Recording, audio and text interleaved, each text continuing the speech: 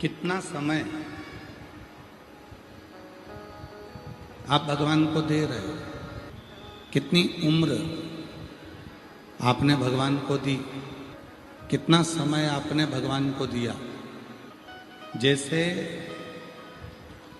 कभी कभी पत्नी कह देती है कि तुम हमको समय नहीं देते,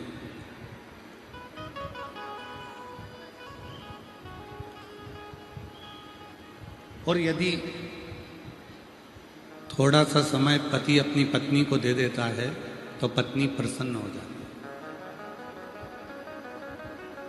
उसको बहुत सारा समय तुम्हारा नहीं चाहिए, बस थोड़ा सा समय धर्म पत्नी कहती है कि मुझे दे दीजिए, और वो थोड़ा सा समय तुमने जो दिया उतना मेरे लिए बहुत है।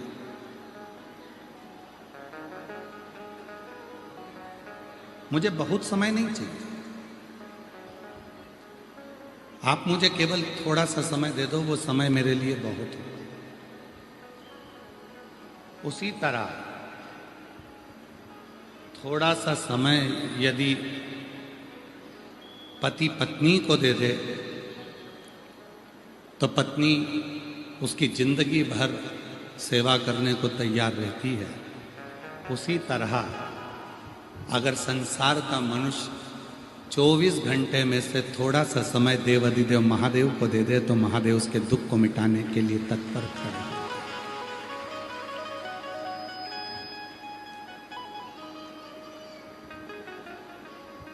बहुत नहीं मांग रहा, मेरा देवाधिदेव महादेव आपसे बहुत सारा नहीं मांग रहा।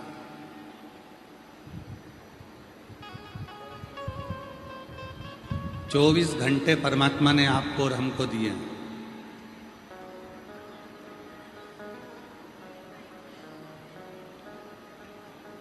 चौबीस घंटे में से अगर आप भगवान को 12 घंटे नहीं दे सकते तो मत दो, 6 घंटे भी मत दो, मत करो 3 घंटा भजन आप।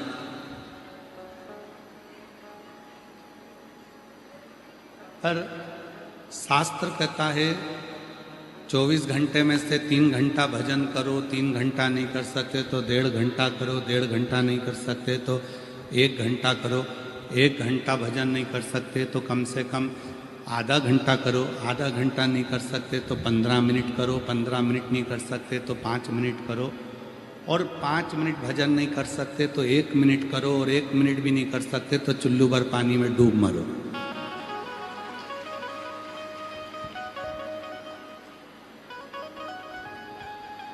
उस ईश्वर ने आपको और हमको 24 घंटे दिए, और हम जानते हैं कि कोई भी 24 घंटा भगवान का भजन नहीं कर सकता। हम बोल भी देंगे ना तो तुम लोग 24 घंटा भगवान का भजन नहीं करो, और हम कह भी दें कि तुम 12 घंटा कर लो तो तुम 12 घंटा भी नहीं करोगे। तो जो तुम करो ही नहीं तो हम काय को बोल के अपना समय बर्बाद करें।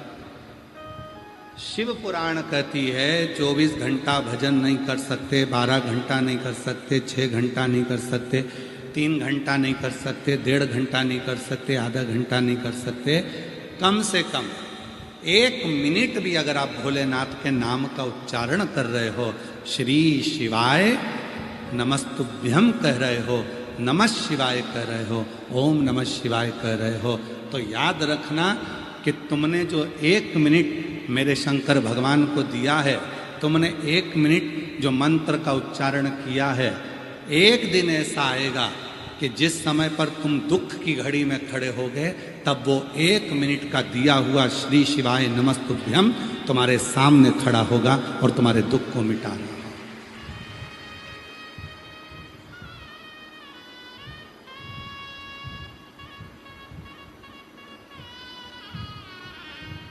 एक मिनट का भजन,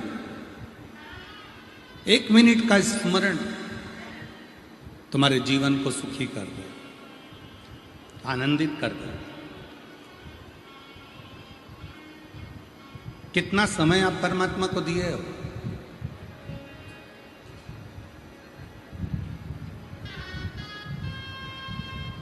कितना समय आप भगवान को दिए हो ये आपके ऊपर निर्भर करता है। कितना समय आप ईश्वर को दिए हो ये आपके ऊपर निर्भर करता है। एक बहुत अच्छी बात आती है, एक संत अपनी शिष्या के घर पहुंचे। भजन करते करते संत शिष्या के घर पहुंच गए। सास ने प्रणाम किया, ससुर ने प्रणाम किया, पति ने प्रणाम किया, शिष्या ने प्रणाम किया, बहू ने। शिष्या जब आई, बहू जब आई तो बहू से पूछा, बेटा तेरे ससुर की उम्र कितनी है? शिष्या ने कहा, मेरे ससुर की उम्र 15 साल है।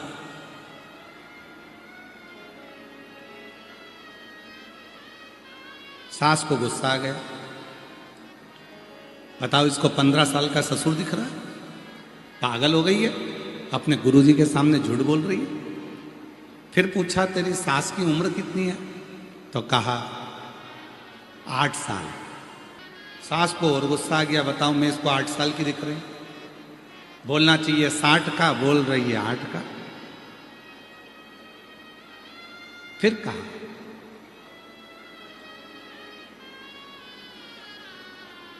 तुम्हारे पति की उम्र कितनी है? तो कहा कल ही पैदा हुआ है। और तुम्हारी उम्र कितनी है? कहा 48 वर्ष मेरी उम्र है। सास कहती है कि महाराज मेरी बहू पक्की झुटेली है, झूठ बोल रही है। बताओ मैं इसको 8 साल की दिखती हूँ, ससुर 15 साल का दिखता है, पति कल पैदा हुआ, तो शादी किसके साथ हुई? केवल इसने अपनी उम्र सही बताई है, बाकी के सारी उम्र गलत बताई है। इतने में संत ने कहा, माँ मैं तुम्हारी बहू से तुम्हारी उम्र नहीं पूछ रहा था, मैं तुम्हारी बहू से तुम्हारे शिवालय जाने का, शिव पुराण सुनने का, कथा में जाने का पूछ रहा था कि तुम सत्संग में, भजन में, कथा में कितने सालों से लगी हो। ससुर 15 साल से भजन में लगा है, भले उसकी उम्र 75 साल है, पर सही उम्र तो 15 साल है जो भगवान की भक्ति में लगाई गई। तुम्हारी उम्र भले 60 साल है, पर तुम्हारी सही उम्र 8 साल है कि तुम 8 साल से शिव पुराण की कथा सुन रहे हो, तुम 8 साल से शिवालय जा रहे हो, तुम 8 साल से भगवान का भजन कर रहे हो, तुम 8 साल से भगवान की भक्ति में डूबे हो, तुम 8 साल से भगवान का नाम ले रहे हो, तुम 8 साल से नमः शिवाय कर रहे हो, तुम 8 साल से 1 लोटा जल चढ़ा रहे हो, तो तुम्हारी सही उम्र भले 60 की हो, पर सही उम्र 8 की है। और पति से रोज कहती थी, दूधनाल में कथा चल रही है, चलो कथा सुनने चलो। रोज कहती थी, रोज कहती थी मंदिर चलो, शिवालय चलो, कभी नहीं गए। तीरथ चलो, कभी नहीं गए। बस कल ही कथा में दूधनाल आए हैं, मतलब मेरे पति का जन्म कल ही हुआ है, इतने साल तो व्यर्थ ही हुआ। और मैं 48 वर्ष की, बचपन में भी भजन करती थी, युवानी में भी करी, आज मैं अपने ससुराल में भी भजन कर रही हूं, जो मायके में मैंने किया।